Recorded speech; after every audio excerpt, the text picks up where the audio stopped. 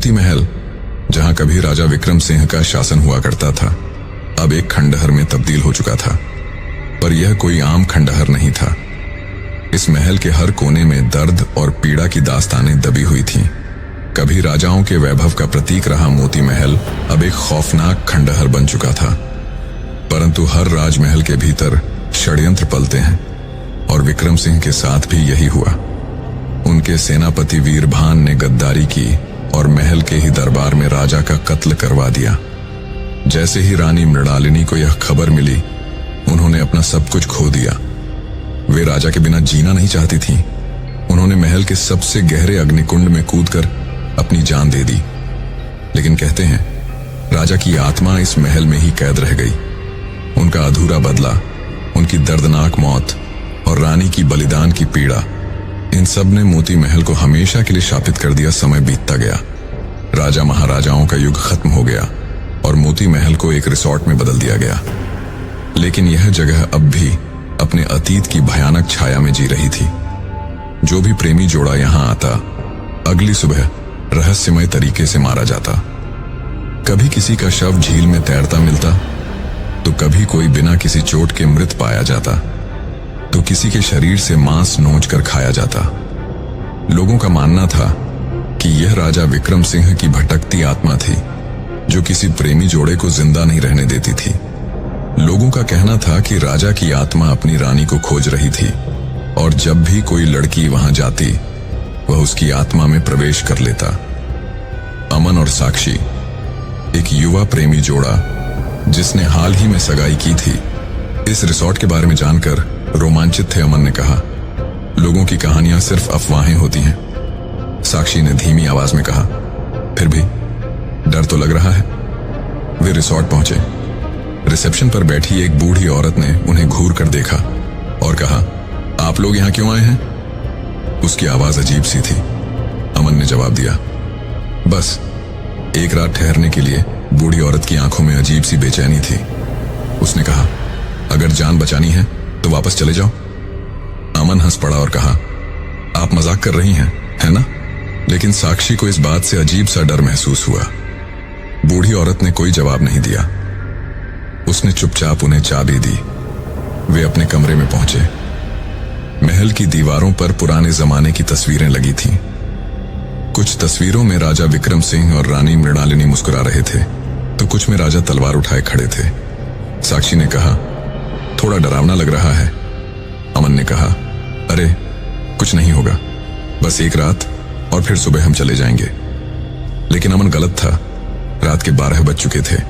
बाहर अंधेरा था और हवाएं अजीब सी सरसराहट कर रही थीं। अमन बालकनी में बैठा चाय पी रहा था, जबकि साक्षी शीशे के सामने खड़ी होकर अपने बाल संवार रही थी। तभी अचानक शीशे में उसे अपनी ही परछाई के पीछे एक और परछाई दिखाई दी। लंबी छायादार आकृति, जिसकी आंखों से आग जैसी रोशनी निकल रही थी। साक्षी ने घबराकर पीछे मुड़कर देखा, लेकिन वहां कोई नहीं था। उसका दिल जोर जोर से धड़कने लगा। साक्षी ने कांपती आवाज में कहा, अमन, मुझे कुछ अजीब लग रहा है।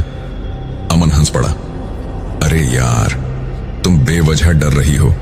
ये पुराना महल है, थोड़ी अजीब वाइब्स तो होंगी ही। लेकिन साक्षी को अब हल्का हल्का सिर दर्द होने लगा था। उसे लग रहा था जैसे कोई उसे पुकार रहा हो। फिर अचानक कमरे का दरवाजा अपने आप जोर से बंद हो गया। अमन दौड़कर दरवाजे तक गया, लेकिन वह अंदर से ही बंद हो चुका था। उसने घबराकर कहा, क्या हो रहा है? तभी साक्षी की आंखें बदलने लगीं। उनकी पुतलियां लाल हो गई थीं और उसके होंठ कांप रहे थे। साक्षी की आवाज गहरी और अजीब हो गई थी।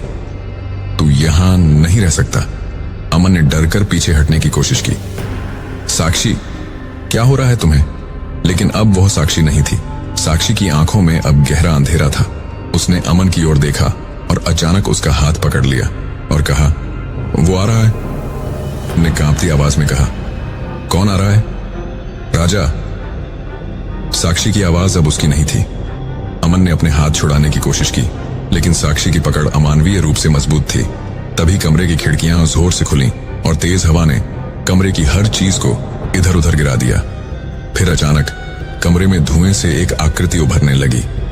लंबा राजसी व्यक्तित्व, लेकिन चेहरा विकृत, आंखों में लाल अंगारे और एक भयानक गूंजती हुई हंसी। तुम यहां क्यों आए? ये राजा विक्रम सिंह की आत्मा थी। अमन की आंखें डर से फैल गईं। वह बोल नहीं पा रहा था। यह मेरी भूमि है, यहां कोई प्रेमी जोड़ा नहीं रह सकता। तुमने मेरे श्रापित महल में कदम रखकर भूल की है, अब इसकी कीमत चुकाओ। अगले ही पल साक्षी जोर से चीखी। उसके शरीर में एक झटका सा लगा और वह हवा में उठ गई। अमन ने घबराकर उसकी ओर देखा। साक्षी का शरीर हवा में टेढ़ा मेढ़ा मुड़ रहा था। उसकी गर्दन धीरे धीरे एक तरफ झुक गई थी। उसकी आंखें सफेद हो चुकी थीं। उसकी गर्दन एक भयानक कोण पर मुड़ी हुई थी और उसके होंठों से खून टपक रहा था। फिर साक्षी धीरे धीरे उल्टे हाथों और पैरों के बल चलने लगी। उसका शरीर अमानवीय तरीके से मुड़ा हुआ था, जैसे हड्डियां टूट चुकी हों, लेकिन फिर भी वह हंस रही थी। अमन दीवार से चिपक गया। साक्षी, तुम ठीक तो हो? लेकिन अब साक्षी उसकी नहीं थी। उसकी चीखें किसी नरक के प्राणी जैसी थीं। अमन कांप रहा था। उसने पीछे हटने की कोशिश की, लेकिन तभी साक्षी ने अपनी गर्दन को घुमाया और उसकी ओर देखा। उसके होंठों पर खून था। उसके होंठ खुद ब खुद राजा की तरह हिलने लगे। मृणालिनी, तू लौट आई। अब अमन समझ चुका था। राजा की आत्मा ने साक्षी को रानी समझ लिया था। साक्षी को छोड़ दो, अमन चिल्लाया। राजा की आत्मा गर्जी, वह अब मेरी है। तभी अचानक अमन को एक मंत्र याद आया जो उसने कहीं पढ़ा था। एवं नमः शिवाय। उसने जोर से मंत्र पढ़ना शुरू कर दिया। साक्षी जोर से चीखी। उसका शरीर झटके खाने लगा। दीवारें हिलने लगीं। फिर अचानक राजा की आत्मा एक भयानक चीख के साथ धुएं में तब्दील होकर कमरे से बाहर उड़ गई। साक्षी का शरीर जोर से जमीन पर गिरा। दरवाजा अपने आप खुल गया। अमन दौड़कर उसके पास गया। साक्षी, तुम ठीक हो? साक्षी की आंखें खुली। उसने अमन को देखा और फिर बेहोश हो गई। सुबह होते ही अमन और साक्षी ने रिसोर्ट छोड़ दिया।